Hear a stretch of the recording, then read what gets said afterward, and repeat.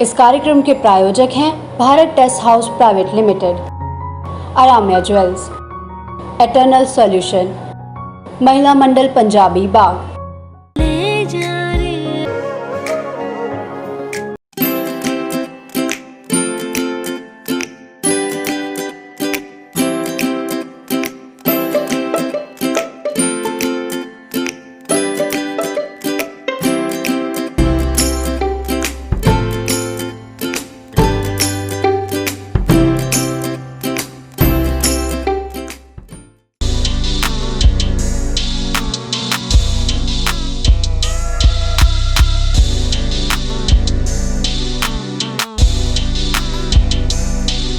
नमस्कार, आप देख रहे हैं MMPB आवाज़ पर हमारा खास कार्यक्रम हेल्थ टिप्स और मैं हूं आपके साथ डिम्पल राणा।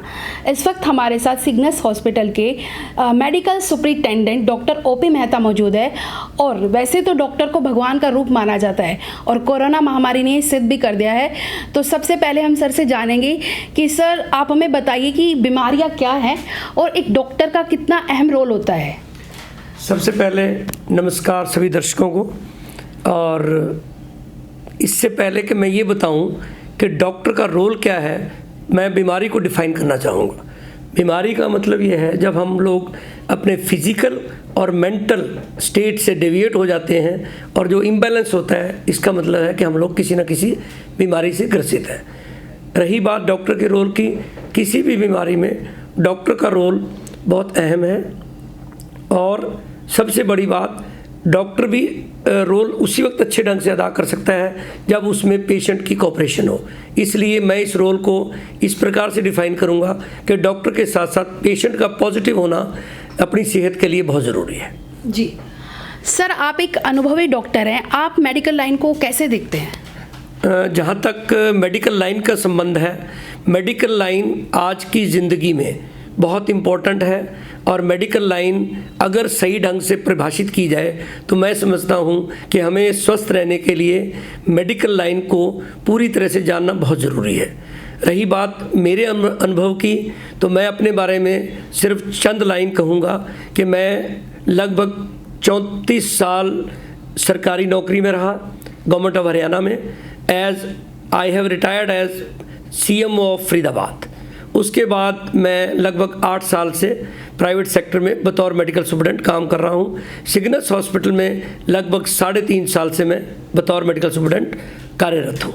जी सर, कोरोना से इम्यूनिटी जो है उस पर बहुत ज़्यादा ध्यान केंद्रित हुआ है, तो इसे कैसे बढ़ाए सर? कोरोना के अंदर वास्तव में अगर मैं ये कहूँ कि कोरोना ने न सिर्फ मेडिकल लाइन की बल्कि सामाजिक जो हमारा ताना बाना है उसके ऊपर भी बहुत इफेक्ट डाला है।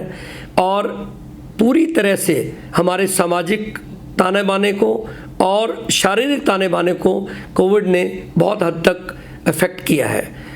रही बात इम्यूनिटी की, तो इम्यूनिटी हमारी जो है वो एक ऐसा अहम रोल अदा करती है। अगर हमारी इम्यूनिटी अच्छी है तो हम किसी भी बीमारी से ग्रसित होने की बजाय उसको हम पूरी तरह से ताकत से लड़ सकते हैं और बीमारी को हरा सकते हैं। सर, इम्यूनिटी को कैसे बढ़ाया जाए, क्या डाइट फॉलो करें? इम्यूनिटी को बढ़ाने के लिए डाइट के साथ साथ हमारा सामाजिक और मेंटल तौर पे स्वस्थ रहना बहुत ज़रूरी है। अगर हम लोग ये समझते हैं कि अच्छी डाइट लेने से हमारी इम्यूनिटी बढ़ेगी तो शायद हम एक मिथ्या में जी रहे हैं। डाइट भी अच्छी होनी चाहिए। डाइट अच्छी होने के साथ साथ बैलेंस्ड होनी चाहिए, जिसमें प्रॉपर ढंग से प्रोटीन, फैट्स और कार्बोहाइड्रेट का मिश्रण होना ज़रूरी है। और उसके साथ साथ हमें जो है पूरी तरह से मेंटली भी स्वस्थ होना चाहिए, जब भी हमारी इम्यूनिटी बढ़ सकती है। जी सर, हमने बच्चों को और युवाओं को और बुजुर्गों को 3 भागों में बांट दिया है, तो इनकी इम्यूनिटी पर कैसे काम किया जाए? बच्चों, बुजुर्गों और युवाओं के लिए अलग अलग इम्यूनिटी के टिप्स हैं। बच्चों के अंदर, जो छोटे बच्चे हैं उनके अंदर हमें डाइट के साथ साथ उनको अच्छे ढंग से जो हमारे जो दैनिक जीवन कार्य हैं, जैसे थोड़ा बहुत जिम में जाना चाहिए उनको। उसके साथ साथ अच्छी डाइट। युवाओं के अंदर भी स्ट्रेस एंड स्ट्रेन को हटाकर अगर हम ज़िंदगी जिए तो हमारी जो है अच्छी तरह से इम्यूनिटी बन सकती है।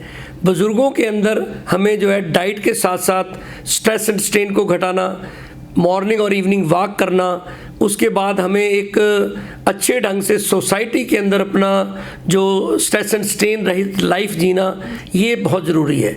तो बुज़ुर्गों में मुख्य तौर पर डाइट के साथ साथ हमें जो है अपने स्ट्रेस को बिल्कुल हटा देने से ही हम स्वस्थ रह सकते हैं। जी सर, एक डॉक्टर होने के नाते ज़्यादा मेडिसिन खाना सेहत के लिए कितना खतरनाक है?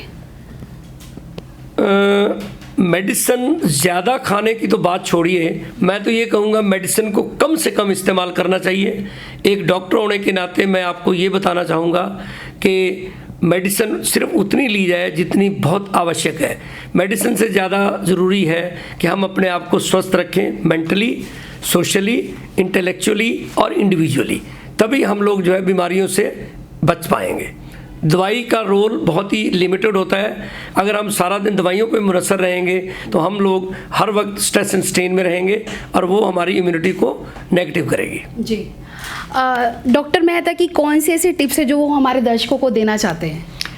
सबसे पहले मैं जो विशेष बात है, हमें उम्र के हिसाब से 3-4 चीज़ों का ध्यान रखना बड़ा ज़रूरी है। सबसे पहली बीमारी जो है डायबिटीज़, दूसरे नंबर पे हाइपरटेंशन, तीसरे नंबर पे हमारी एंग्जाइटी और last but not the least बाकी पैथोलॉजिकल प्रॉब्लम्स। इसलिए मैं समझता हूँ कि डायबिटीज़ और हाइपरटेंशन को हमें हर वक्त सीरियसली लेना चाहिए और इनको बचा के रखना चाहिए हमें। जी सर, शारीरिक तनाव और मानसिक शक्ति में क्या अंतर है? ये बहुत ही अच्छा क्वेश्चन पूछा आपने।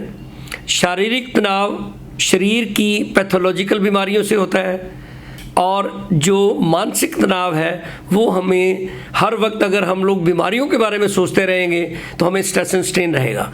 इसलिए बेटर ये है कि हम कोशिश करें एक स्वस्थ और एक बैलेंस्ड लाइफ जीने के लिए हमें जो है इन बीमारियों से बचने के लिए तनाव रहित होना ज़रूरी है। सर, आखिर में एक सवाल लेना चाहूँगी कि एक टिप्स आप हमें दें ताकि हम कंटिन्यूटली एक बना के रखें अपने नेक्स्ट एपिसोड के लिए। एक टिप हमें दें हमारे दर्शकों के लिए। इस वक्त मैं ये कहूँगा कि हमें जो है अगर मैं एक बीमारी को लूँ तो वो सबसे इम्पॉर्टेंट है डायबिटीज़। तो डायबिटीज़ को हम लोग अगले एपिसोड में डायबिटीज़ के ऊपर विस्तार से चर्चा करेंगे और उसके बारे में पूरी विस्तार से बताया जाएगा ताकि हम लोग बीमारियों से बचे रहें। तो ये थे हमारे साथ डॉक्टर ओपी मेहता और अगले एपिसोड में हम डायबिटीज़ के बारे में बात करेंगे। बने रहिए हमारे साथ MMPB आवाज़ पर।